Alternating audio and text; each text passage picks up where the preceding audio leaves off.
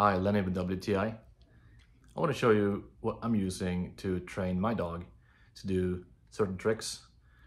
It's the training bell from TTSAM. It's just a little, it's big like this, fits in my hand. And it's just made of metal.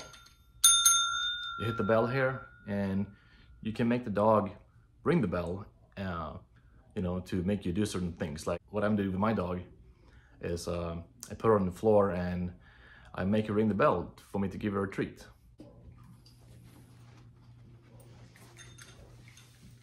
Ring the bell. Good girl. Ring the bell. Ring the bell. Good girl. There you go. Good girl. So that's how much fun you can have with the training bell from TTSAM. So give it a try.